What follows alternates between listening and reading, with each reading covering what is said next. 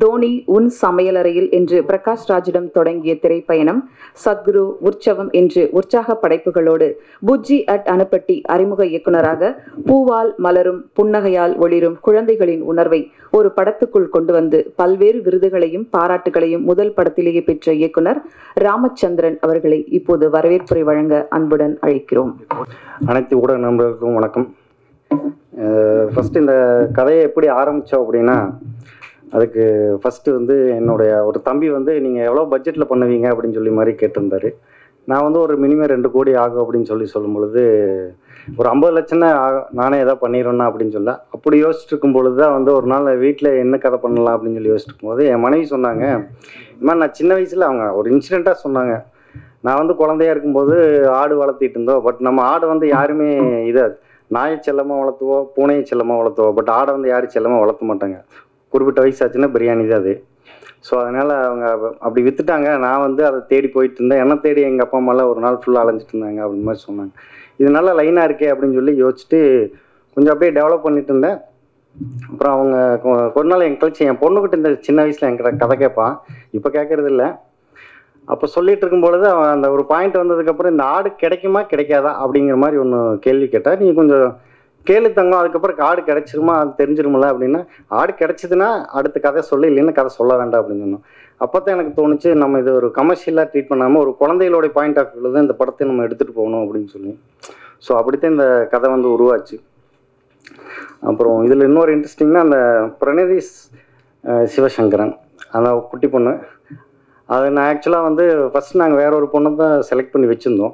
Shooting ஒரு வாரம் முன்னாடி அந்த பொண்ணால் திடீர்னு வர முடியல அப்படின்னு சொல்லி இது பண்ணிட்டாங்க. அப்புறம் எனக்கு வந்து பயங்கர டென்ஷன். நைட்டு 8 மணிக்கு ஆஃபீஸ்லேருந்து கிளம்பி போகிறேன். வீட்டுக்கு ஃபோன் பண்ணி சொல்லிட்டேன் ஒய்ஃப்கிட்ட, முதல்ல இந்த மாதிரி கேன்சல் ஆகிடுச்சு, என்ன பண்ணுறதுன்னு தெரியல அப்படின்னு. நான் மெட்ராஸ்லேருந்து யாராவது கேஸ்டிங் ஏதாவது கிடைக்குமா அப்படி இப்படின்னு சொல்லி பேசிட்டு இருக்கேன். அப்புறம் அவங்க வந்து அவங்க சர்க்கிளில் தெரிஞ்ச வீட்டில் ஃப்ரெண்ட்ஸ் வீட்டில் யாராவது வீட்டில் இந்த மாதிரி பொண்ணு இருக்காங்க அப்படின்னு சொல்லி எல்லா பக்கம் கேட்டுக்கிட்டே இருக்கோம். எல்லோரும் சில பேர் ஓகேங்கிறாங்க, சில பேர் வேண்டாங்கிறாங்க அப்படின்னு. அப்புறம் கடைசியில் வந்து எனக்கு வந்து தம்பி தான் அவங்க அப்பா. அவர் இந்த மாதிரி கேட்டதையுமே நீங்கள் தாங்கண்ணா, எனக்கு ஒன்றும் பிரச்சனை இல்லை, எப்போ வேணாலும் வாங்க. அப்போ நைட்டு மணி 11:30.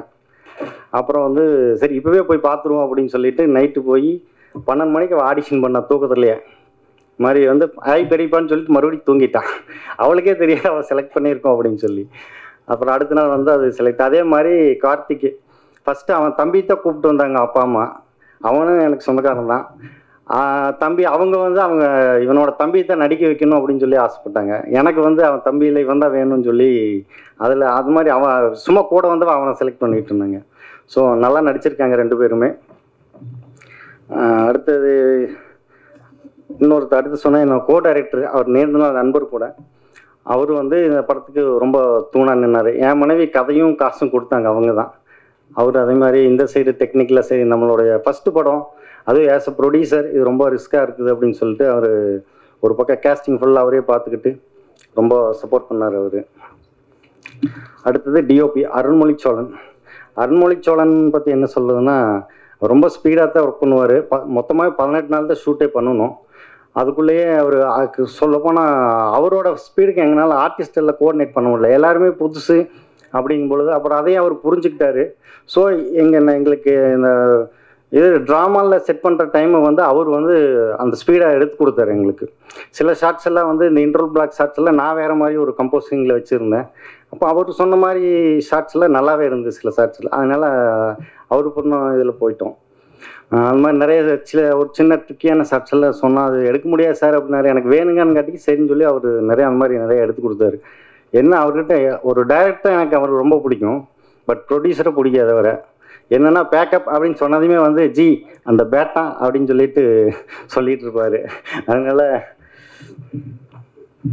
நெக்ஸ்ட் எடிட்டர் வந்து டைரக்டர் தவிர யாருக்குமே பிடிக்கும். தண்ணி இருக்குங்களா?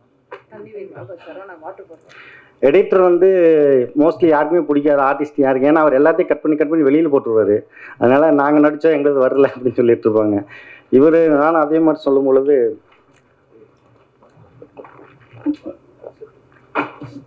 சில ஷார்ட்ஸ் எல்லாம் அவர் நம்ம அவ்வளோ கஷ்டப்பட்டு எடுத்திருப்போம். இவர் வந்து சார் அதில் ஒன்றுமே இல்லை சார் அப்படிம்பாரு. அப்புறம் ஒரு கட்டத்தில் அவர் புரிஞ்சுக்கிட்டாரு, எனக்கு இந்த ஷார்ட்ஸ் எல்லாம் வேணும், இந்த சீனில் இதுதான் கண்டென்ட்டு, இதை நீங்கள் எப்படியோ கட் பண்ணி கொடுங்க அப்படின்னு சொல்லி சரிங்க சார் அப்படின்னு சொல்லிட்டு அவர் அந்த வேலையை கொஞ்சம் சிறப்பாக பண்ணி கொடுத்தாரு. அதுக்கப்புறம் கமல்குமார், அவர் இந்த படத்தில் ஹீரோவாக இல்லைனாலும் இம்பார்ட்டன்ட் ரோல் அதுதான். அப்போ வந்து நான் சொன்னேன் இந்த மாதிரி இந்த குழந்தைங்க தான் மெயினாக நான் இது அப்படின்னு சொல்லும்போது, இல்லை ஜி அது எனக்கு அதை பற்றியெல்லாம் கவலை இல்லை, நீங்கள் சொல்கிறீங்க இம்பார்ட்டன்ட் ரோல் அப்படிங்கும்பொழுது நான் ஏன் அதை வந்து விடணும், குழந்தை படம் வந்தாலும் எனக்கு ஒன்றும் பிரச்சனை இல்லைன்னு அது மாதிரி அந்த ப்ரெஸ்டீஜ் எல்லாம் இல்லாமல் ரொம்ப சப்போர்ட் பண்ணி நடிச்சு கொடுத்தாரு. அதே மாதிரி வைத்தீஸ்வரி மேடம், அவங்க வந்து நான் ஃபஸ்ட்டு 4 நாள் ஷூட் போய் 5ஆவது நாள் தான் ஹீரோயின் கம்ப் பண்ணுற மாதிரி சீன் எடுக்கிறோம். ஆனால் அந்த 4ஆவது நாள் சாயந்தரம் வரைக்கும் யார் அதில் நடிக்க போகிறாங்கன்னு எனக்கே தெரியாது. அது வரைக்கும் சர்ச் பண்ணிகிட்டே இருக்கிறோம். திடீர்னு அப்போ தான் வந்து ஒரு ஃப்ரெண்டு சொன்னார், அப்போ வந்தாங்க, சரி ஸ்பாட்டுக்கு வந்தாங்க, பார்த்து சரி நல்லா ஓகே அப்படின்னு சொல்லிட்டு அடுத்த நாள் ஷூட்டிங் வந்துட்டாங்க. ஸோ இது எல்லாமே இந்த படத்தில் வந்து இப்படி கொஞ்சம் பட்ஜெட் அப்படிங்கிறனால எல்லாமே இப்படி பண்ணியிருந்தேன். எல்லாம் டக்குன்னு அந்த டைமுக்கு எல்லாமே அமைஞ்சது, ரொம்ப நல்ல விஷயமா இருந்துச்சு. அடுத்தது கார்த்திக்ராஜ் சார், அது ஒரு இன்ட்ரெஸ்டிங். என்னுடைய நண்பரும் ட்ரெயினர் படத்தோட இயக்குனர் மிஸ்டர் வேல்மாணிக்கம், நாங்கள் 2 பேர் ரூம்மேட்ஸு. அப்போது நான் அந்த படம் முடிச்சுட்டு மியூசிக் யார் போகலாம், ஏன்னா நானும் புதுசு, எல்லா டெக்னீஷியனுமே புதுசாக இருக்காங்க, நம்ம படத்துக்கு யாராவது ஒருத்தர் ப்ரொமோஷனுக்காக நல்லா இருக்கணும், கொஞ்சம் நல்லா மியூசிக் வேணும், உணர்வுபூர்வமாக இருக்குன்னு சொல்லி யோசிக்கும் பொழுது அப்போ அவரோட படத்துக்கு கார்த்திக்ராஜா சார் வந்து மியூசிக் போயிட்டுருக்கு.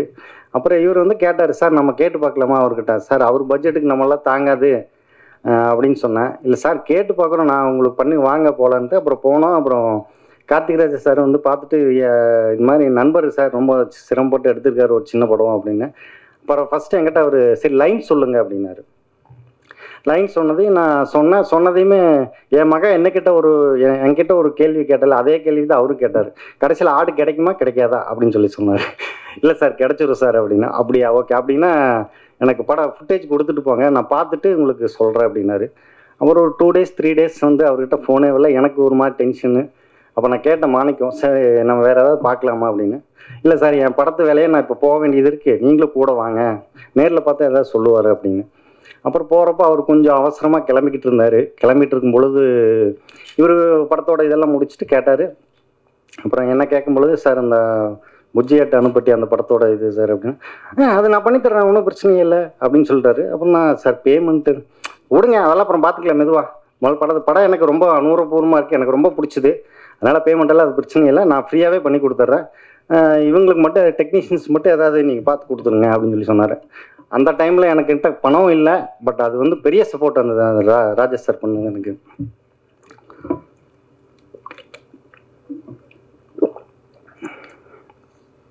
அப்புறம் இங்கே வந்து சவுண்ட் இன்ஜினியர், அவர் சரி வர முடியல, அவர்னால ராம்கின்னு சொல்லிட்டு கோயம்புத்தூர் தான் எல்லாம் பண்ணணும். அவர் பார்த்தீங்கன்னா கார்த்திகராஜ் சார் இன்னொன்று எனக்கு ஒரு ஹெல்ப் பண்ணார்.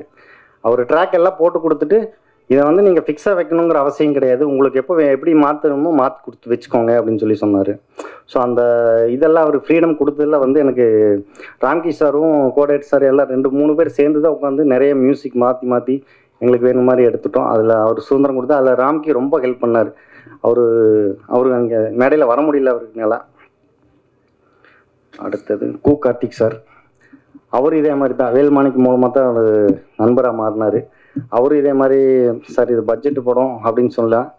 அப்புறம் அவர் புரிஞ்சுக்கிட்டு சரி ஓகே நான் எழுதி கொடுக்குறேங்க அப்படின்னு ஒரு சாங் எழுதி கொடுத்துட்டாரு. இன்னொரு சாங் எழுதுகிறப்போ அவர் வீட்டில் அவங்க அம்மா இல்லை சார், அம்மா ஹாஸ்பிட்டலைஸ்டு, எனக்கு வந்து இங்கே டைம் ஆகுது அப்படின்னு சொல்லிட்டுருக்கேன். ஒரு 2-3 தடவை அடித்தா அப்புறம் சரி அவர் ஹாஸ்பிட்டலுக்கு இருக்கிறதுனால என்ன பண்ண முடியும் அப்படின்னு விட்டுட்டேன். பட் அந்த கஷ்டத்தை அவர் புரிஞ்சுக்கிட்டார், என்னோட கஷ்டத்தை புரிஞ்சுக்கிட்டு ஹாஸ்பிட்டல்லே உட்காந்து எனக்கு சாங்ஸ் எல்லாம் எழுதி கொடுத்துட்டாரு. அந்த விதத்தில் அவங்களுக்கு ரொம்ப thank you sir. Next production Karthi manager, அவர் இங்கே இருக்கார். அவர் அதே மாதிரி தான், அவர் ஸ்பாட்டுக்கெலாம் வரவே இல்லை, ஆனால் சென்னையிலேருந்து எல்லாத்தையும் அரேஞ்ச் பண்ணி கொடுத்துட்டாரு. அந்த விதத்தில் ரொம்ப தேங்க்யூ சார். அடுத்தது 9V studio, mister Ramesh and Murugan. இந்த படத்தை ஃபஸ்ட்டு எடுத்துகிட்டு போகும்பொழுது இவங்க சார் படம் நல்லா இருக்குது, ஆனால் வந்து இன்றைக்கி இருக்கிற மார்க்கெட்டுக்கு இதாக இருக்கும் சார், எந்த ஆர்டிஸ்ட்டுமே இல்லாமல் கொண்டு வந்துருக்கீங்களே அப்படின்னு சொல்லி ரொம்ப கவலைப்பட்டாங்க. இவ்வளோ நல்ல படத்தை வந்து ஒரு சின்ன ஆர்டிஸ்ட் போட்டுருந்தீங்கன்னா நம்மளுக்கு வந்து ஒரு வேல்யூபுல்லாக இருந்திருக்கும், எல்லாருமே புதுசாக இருக்காங்க சார்னா. அப்புறம் அவர் யோசிச்சுட்டு சரி சார் நம்ம வந்து ஒன்று பண்ணுவோம், இதை வந்து முடிஞ்ச வரைக்கும் எவ்வளோ நல்லா பண்ணணுமோ அவ்வளோ பண்ணணும்னு சொல்லிட்டு ரொம்ப ஹெல்ப் பண்ணாங்க. இப்போ இவ்வளோ தூரம் வந்ததுக்கு நல்லா ரீச் ஆகிருக்கு படம். அதுக்கு மெயின் காரணம் இன்னொருத்தர் PRO Sakthi Saravanan. Thank you sir. Okay, so it's all about the technical details. கடைசியாக வந்து நாங்கள் எவ்வளோ கஷ்டப்பட்டு ஒவ்வொருத்தராக ஒவ்வொரு இடத்துல செதுக்கி சிற்பத்தை கொண்டு வந்து உயிரை நிறுத்திட்ட முன்னாடி அதுக்கு உயிர் கொடுக்க வேண்டியது ஊடக நண்பர்கள் இவங்க கையில் தான் இருக்குது. எல்லோரும் கண்டிப்பாக செய்வீங்கன்னு நான் நம்புகிறேன். Thank you very much.